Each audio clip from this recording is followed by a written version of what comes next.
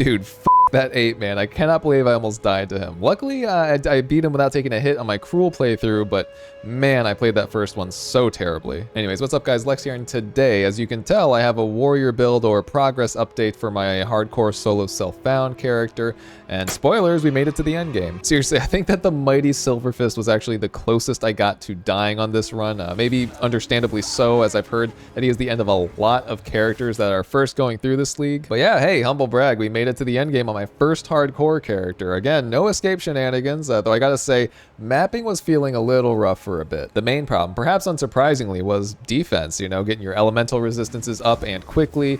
Chaos resistance is even more valuable in this league than it is on one with trading. But yeah, the overall build I'm using for mapping is a result of a pretty big pivot during my cruel playthrough towards the middle of Act 2. As you can see from my character holding the two-hander in one hand and a shield, you can tell at least one of the major changes to the build, but also some changes in what skills I'm using and how I'm using them. So once again, I promise I'll try to be quick this time. We're only going to go over the biggest changes in skills, since my last video covers most of the information for the rest. I'm just going to go over the new ones and the new support gems that are changing my playstyle a bit and carrying me through the maps. Alright, so I will make a build with a link in the description if you want to see the full breadth of my hardcore solo self-found skills and support gems, but I've gone over, you know, most of their uses in my previous video about this league, so I'm going to focus on the new stuff for now. Let's get into it. Alright, so first up we have Mace Strike. We're not going to spend too much time with this because its purpose is very similar to the first video, but there are two new support gems I'm using with this, Splinter and Immolate, which are important. I do think it's worth going over them. Splinter will help us break armor using this ability. We have another way to break armor later that is a better way to do it, but this is kind of like a backup plan if we're not able to break armor using that other ability. This will make sense in a bit, so just keep that in mind. And Immolate just helps us hit harder against ignited enemies. I want to put this 30% damage boost on like some of my heavier hitting abilities, but often those abilities I want to ignite, so I don't want to remove ignite from the heaviest hitting abilities I'm using, especially Perfect Strike. Perfect Strike does so much damage with its ignite, so it just makes sense to slot it here as kind of a backup. You know, if things are often ignited in a boss fight, so I'll just kind of throw in some sneaky mace strikes if I don't have enough time for a perfect strike using Immolate, and you'll get, you know, a little extra damage out of it. And then next up we have Perfect Strike. This is no longer our main boss killer. As you could guess, it's going to be Hammer of the Gods, but this is a good backup. I'm usually using Hammer of the Gods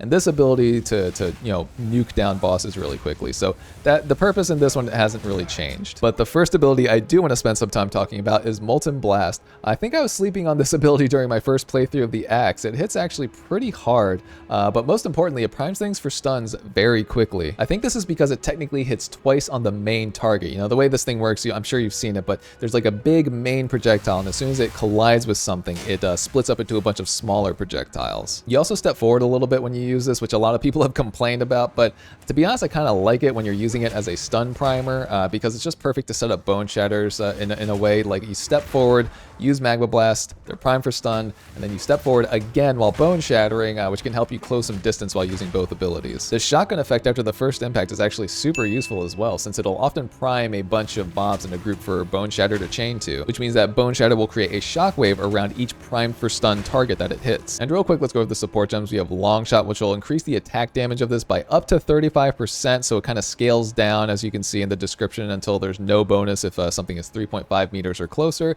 I'm often priming things for stun at a distance, so I do think I'm getting some value out of this thing, though sometimes I will use it when they're probably within the 3.5 meters distance, just to prime a bunch of things, or I'll Magma Barrier. It kind of depends on the situation. And next up we have Overpower. This increases its stun buildup by 50%, and this is the thing that's letting us prime groups of mobs for stuns in just one Molten Blast. Even the little spread shot that happens after the primary impact will often prime things for stun in just one use of the skill. It's pretty impressive. And next up is Culling Strike. I'm just trying to give this a little bit more utility. I'm not really interested in cranking up the damage of Molten Blast. I just wanted to prime things for stun, and in a pinch I can now kill bosses or rares when they're at low enough life just by like spamming this thing. Yeah, real quick, I'll just mouse over this to show you the health threshold. So yeah, basically if you use Molten Blast when a target of whatever rarity is listed here is at that health percentage or lower, it'll just instantly kill them. And lastly we have Acceleration, which increases projectile speed by 40%. Pretty useful in this ability because its projectile speed is pretty low starting out, and again, from a utility standpoint, it's useful to prime things for stun a little faster, so you know the projectile will travel faster,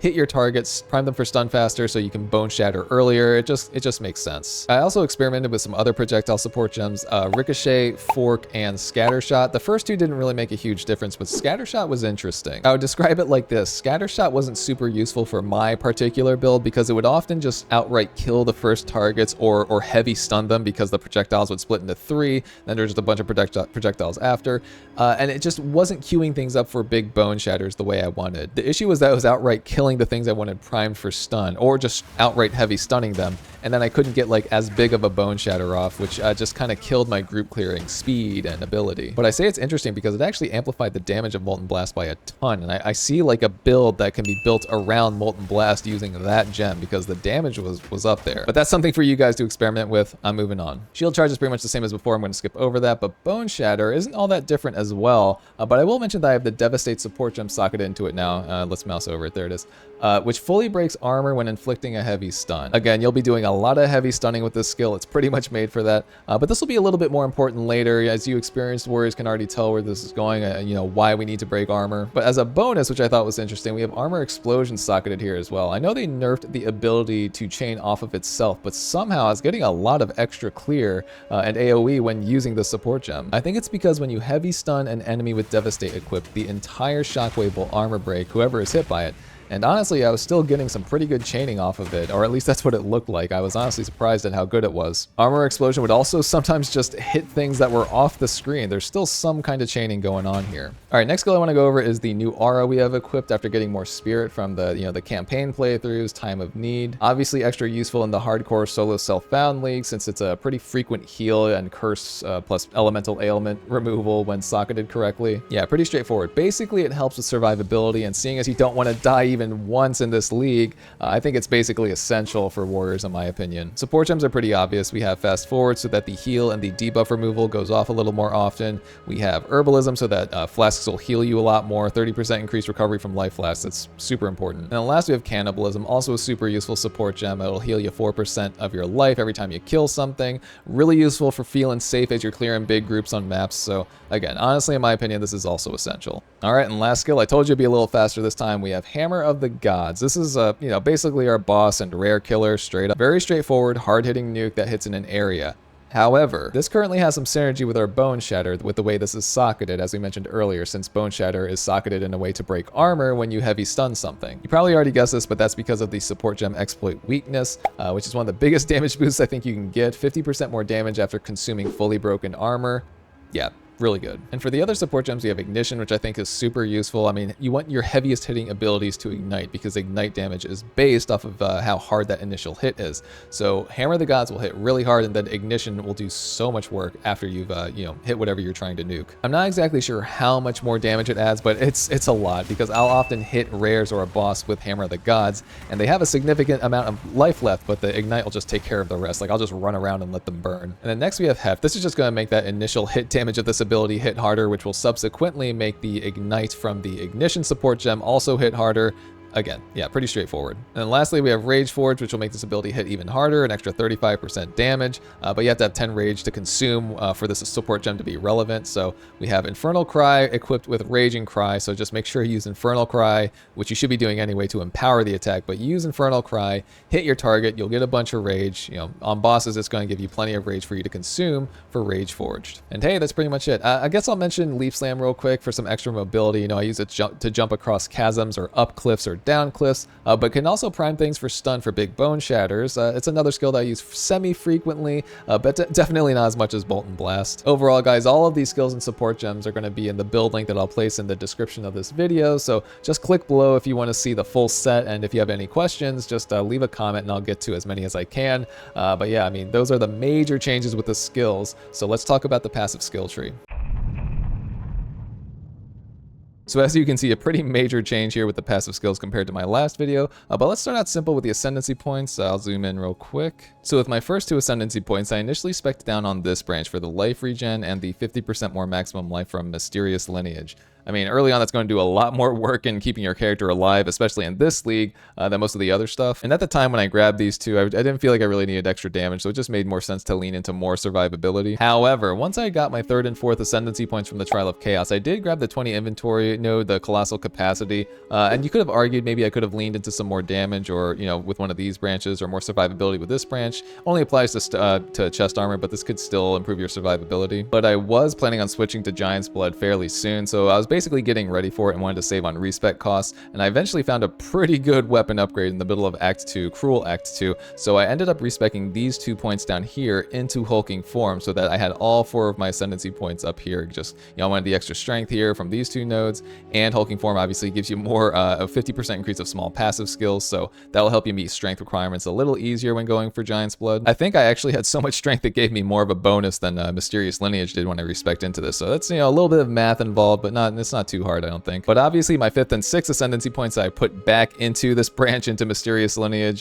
just because, well, it's good and I want more health in this league for sure. But yeah, to talk more about the respec overall, basically in the middle of Cruel Act 2, my tankiness and survivability were perfectly fine, but I noticed my damage was starting to suffer a bit too much. I think it was taking about 2 Boneshatters to clear groups, and that felt a little scary to me. And Molten Blast was just doing very little damage. But after I found that 2-handed mace that I mentioned earlier, it was just such a huge upgrade, you know, it was too good to pass up. So I made a huge pivot and respected my ascendancy points as we just went over, and I spec'd into Giant's Blood, which meant 2 things. 1, I needed a lot more strength, and 2, I needed some swing speed. So I ended up refunding a lot of my passive skill points so I could spec into this upper path here, and eventually grab these nodes here, which give you skill speed, and that just makes using abilities with a 2-hander so much more manageable. Especially since we're now grabbing these nodes down here. Obviously you're getting a bunch of damage with 2-handed weapons, but this node, Singular Purpose, is so strong. It gives you so much, a huge damage boost, but it just slows your swing speed down so much. You must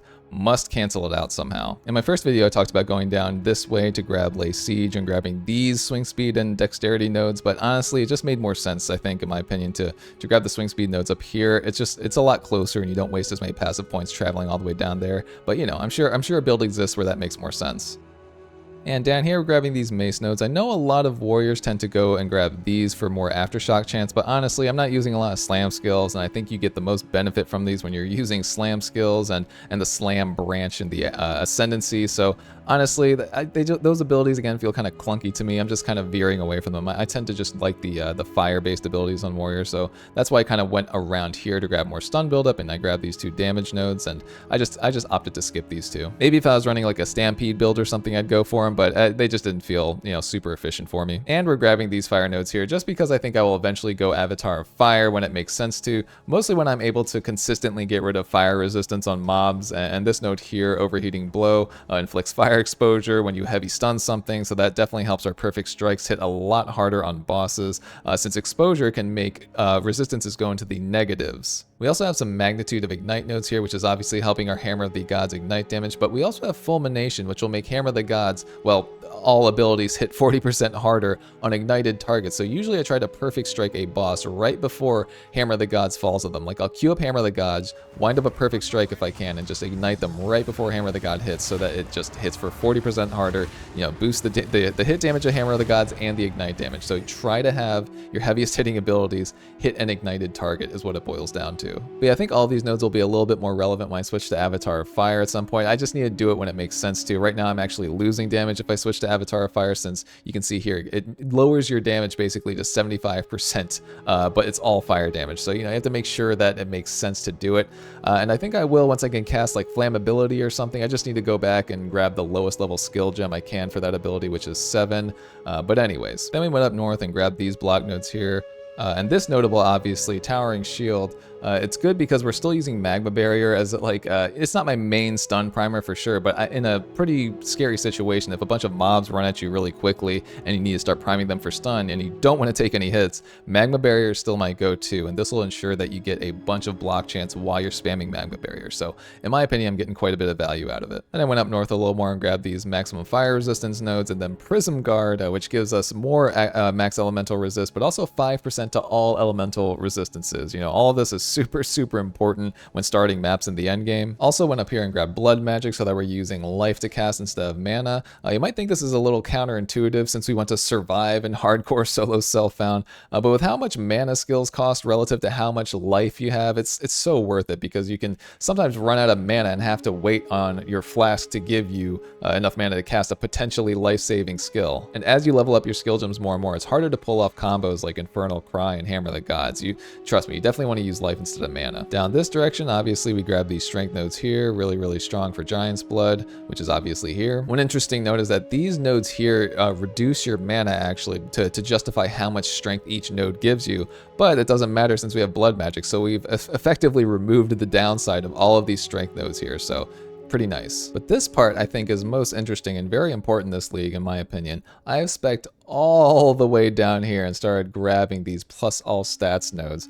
Why, you might ask? Well, I'll tell you, this might be common knowledge, but I haven't followed any guides or anything like that. In my personal experience, one of the worst feelings you can get in this league is finding a piece of armor that has amazing stats and is like a huge upgrade in some way. Maybe it has some like much sought after chaos resistance or something, etc. And then just not being able to equip it because you don't have enough dexterity or intelligence feels terrible. That's why I'm down here to crank up those secondary stats for me so I can wear more gear and have more drops be relevant to me essentially. Because while mapping, guys, you're going to need a tank up, and quickly, which is why I've grabbed all these plus all stats here, and then polymathy. Obviously this is going to have a big impact on strength more than anything, ironically, because you have so much strength, so 10% of like 400 is going to be 40 more strength. It's pretty useful. But even with these plus all stats nodes, you're still going to need to dedicate some pathing nodes to whatever secondary stat you want to for the hybrid pieces you want to wear. You can see that I have a bunch of dexterity pathing nodes because I wanted to wear some dexterity and strength hybrid pieces. But yeah, since we're in the neighborhood, I decided to grab these AoE nodes up here as well. This is boosting up our Boneshatters and Hammer the Gods, honestly, with the cooldown recovery rate, but just more AoE is super useful for clearing maps as a warrior. But yeah, having just talked about the all stats thing is a good segue into my gearing tips and just general endgame tips that I've learned in this league when I first started mapping. Again, if you want to see a more detailed version of this passive skill tree, I have a link in the details of this video. You can click on that, just see what gems I'm using, etc. But for now, let's talk about, you know, what I've learned thus far. Alright, so similar to my part 1 video on this league, I just want to provide some advice on some stuff that I've learned or picked up on as I've been pushing endgame and hardcore solo self-found as a warrior. And again, this is specific to my run. I just want you to be clear on that. You might find some other tidbits of information or useful advice elsewhere, but this is just my personal experience with this run, which has honestly been pretty smooth. Again, this was my first attempt at a hardcore solo self-found character, and we made it to the end game and are progressing nicely. So, to get things started, and this might not be a surprise to most of you, I think one of the first things you should look at before you start mapping, potentially starting at the beginning of your cruel playthrough, are your elemental resistances. Spiky, bursty damage will be your downfall if you do not account for it, and elemental stuff can hit really hard in maps, especially early on, so you want to make sure that you have a good bit of elemental resists in each element before you get started. My resistances are actually not looking too bad right now, but when I first started mapping, I had between 50 to 60% in each resist, except for chaos obviously, which we'll talk about in a second, but these resists honestly felt manageable, again around 50 to 60% when you're first starting maps. But this is definitely something you want to keep in mind before you get started, because you don't want to get bursted down by elemental damage just by virtue of having a crap amount of resist. Chaos resistance is even more important here, and I think it will definitely dictate the value of the pieces that you are wearing. I actually have a few pieces of armor saved up in my crafting tab. Basically any piece of armor that you find that has a good chaos resist roll as a base, in my opinion, is eligible to try and craft up, because that particular resist is hard to build up, and it is one of the more dangerous damage types that you encounter because of that. Let's take a look at this tab actually. Yeah, you can see that I have a few pieces here that have chaos resistance on them. It's really just me trying to balance all the other elemental resists. I don't want to sacrifice too much fire resist or lightning resist or frost resistance for the sake of chaos resistance. It is really important, but I also don't want to sacrifice too much, so I'm trying to find the right pieces to build up chaos resistance alongside some of those other ones. Oh wow, this is actually a pretty good chest piece. I kind of want to build up some intelligence. Anyways, speaking of crafting, pay attention to your crafting currency needs as you are mapping. And what I mean by this is that you will often find rares that have sockets or quality, or both of them, and you should pay attention to what you're low on and salvage accordingly. For example, let's say I found a double socket rare crossbow that has high quality. Actually, let's take a look at my currency currently. So in that scenario, I'd consider disenchanting that crossbow for some Artificer's shards or some regal shards. You can see I have plenty of blacksmith's whetstones at the moment, and you just want to make sure that you are breaking items down in a manner that gets you the currency you currently need. This is something I feel like you want to min-max during the end game since you can't trade, and this makes crafting much more valuable, though in its current iteration is obviously a bit dice rolling and up to RNG.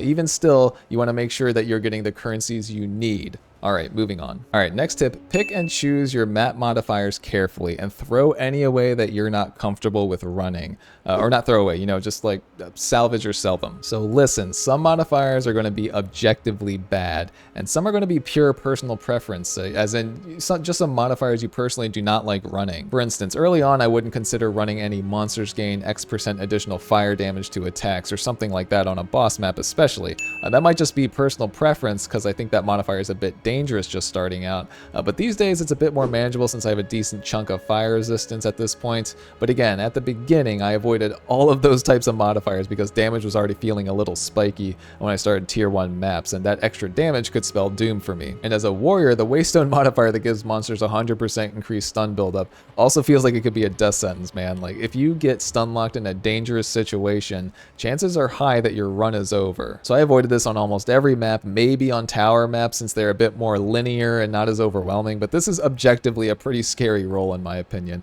And if you run a breach or something with it, I mean, good luck. All right, tip number 4, be aware of the different mob types in your immediate vicinity. It shouldn't be news to you at this point that some mobs are clearly more dangerous than others, and I'm not just talking about magic or rare monsters. I mean like what the actual mob is. Like those half skeletal rats that often charge at you in a pack, not really the scariest thing. You could probably place your attention elsewhere on the screen, honestly. Like if some crossbow guys are charging up some shots at you or something, you know which ones I'm talking about. Actually, I think it was specifically those crossbow guys that made me more aware of this, you know, that I should pay a closer attention to mob types. I got hit by one crossbow charge shot early on in my mapping, and it did so much damage and stunned me, I was briefly scared for my life. Luckily, I wasn't in a hectic situation and it was fine, but I could easily see that costing someone a run if you're, you know, not being more careful. You just need to keep an eye out for the dangerous attacks from dangerous mobs at the end of the day.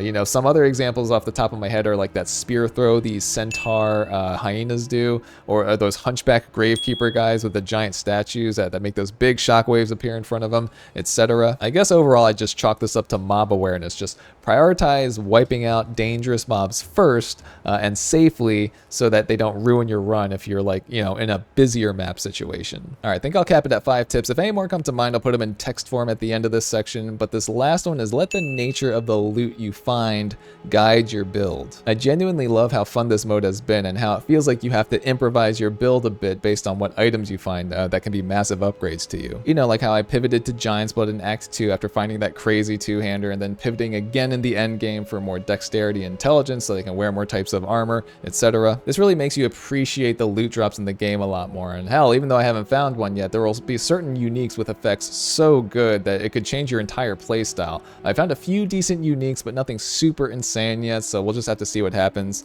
But again, I guess I would chalk this up to being adaptable. You're going to find some awesome drops which may lead you to tweak some things on the passive skill tree, but in the end game, the gold is a little easier to come by, so respecking isn't too taxing. Just be sure that what you're respecking to is going to be effective, or at least make sure that you'll have enough gold to respec back to what you were using if it turns out being a bust, because you don't want to get stuck respecking into like a subpar build and then get stuck with no gold to respec back. All right, anyways, that's it for fun. Let's go over the gear that I'm currently using.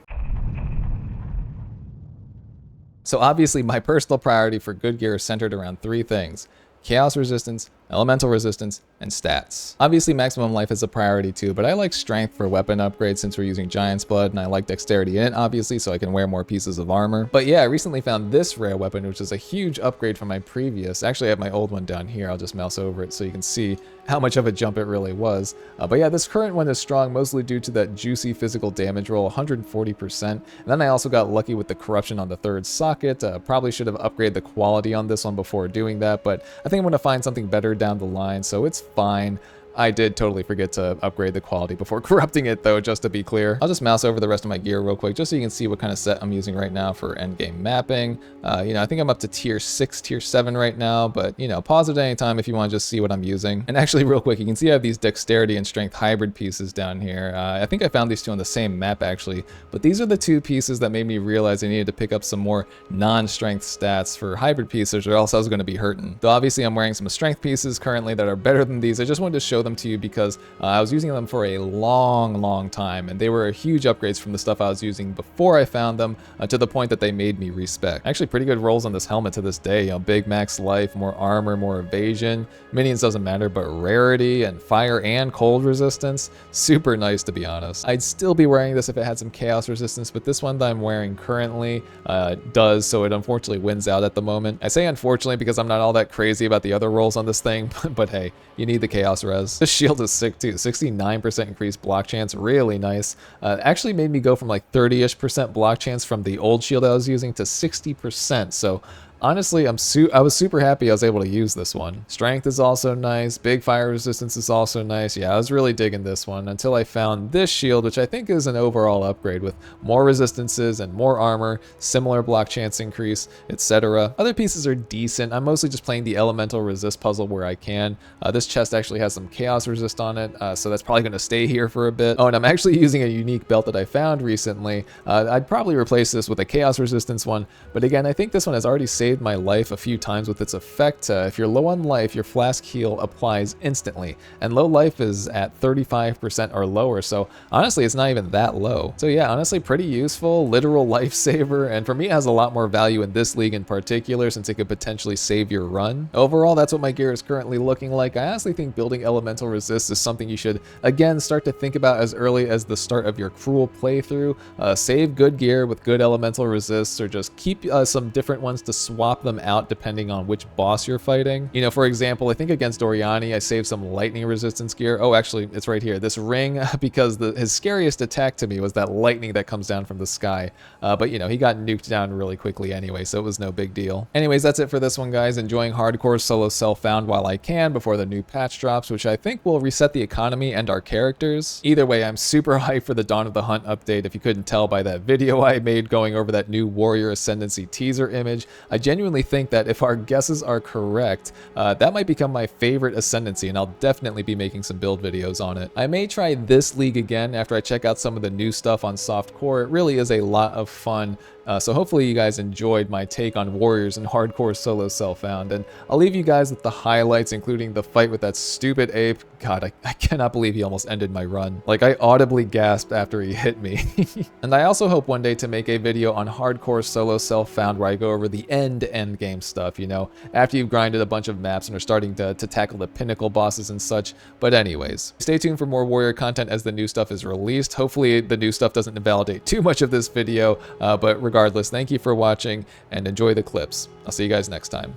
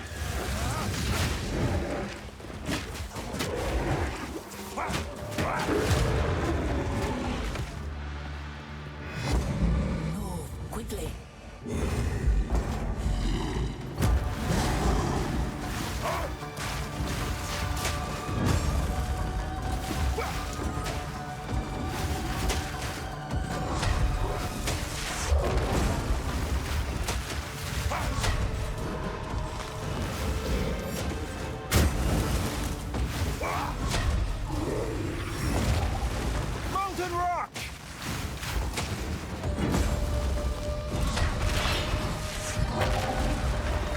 I can't yet. Now for you! I'm not ready. Now for you!